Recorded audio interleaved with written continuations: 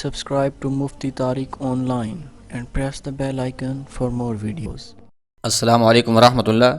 سامعین عزیز وقار، لیلۃ القدر میں ہم بہت زیادہ عبادات بجا لاتے ہیں، تو جہاں پر شب قدر میں ہم اور بہت ساری عبادتیں کرتے ہیں، وہیں پر ان 4 رکعت نوافل کا اہتمام بھی ضرور کر لینا چاہیے. یاد رکھیے، اس نماز کے پڑھنے پر انتہائی زیادہ اجر و ثواب کی بشارت دی گئی ہے. اس نماز کے پڑھنے کا اجر و ثواب، فضیلت اور برکتیں کیا ہیں کہ اللہ پاک اس نماز کے پڑھنے پر سابقہ تمام صغیرہ گناہوں کو بخش دیتا ہے.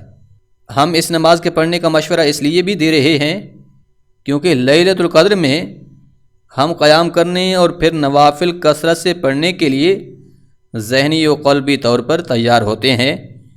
اس لیے جہاں ہم دیگر نوافل پڑھتے ہیں، وہیں پر ان 4 رکعات نوافل کا اہتمام بھی لازمی کر لینا چاہیے.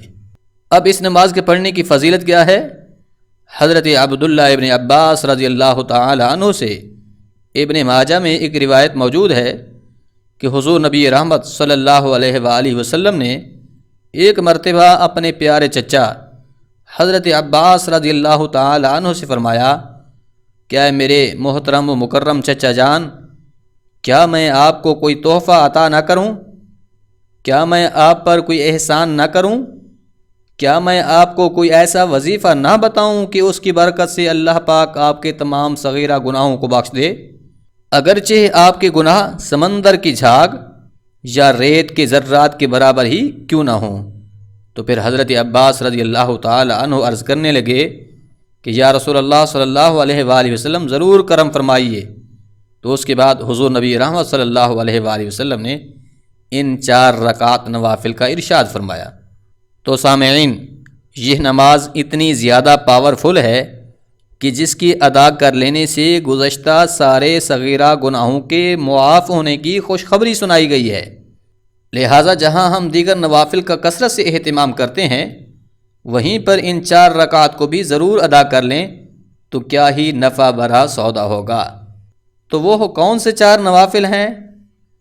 وہ ہیں صلاۃ التسبیح کے نوافل، یعنی جسے تسبیح کی نماز بھی کہتے ہیں.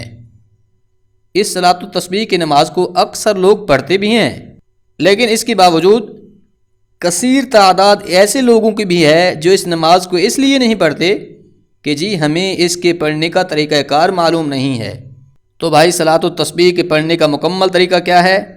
اس ٹاپک پر ایک تفصیلی ویڈیو موجود ہے، اس کا لنک ڈسکرپشن میں دیا ہوا ہے، آپ اسے ڈیٹیل سے سن اور سمجھ سکتے ہیں. ویسے اختصاراً اس میں بھی سن لیجئے.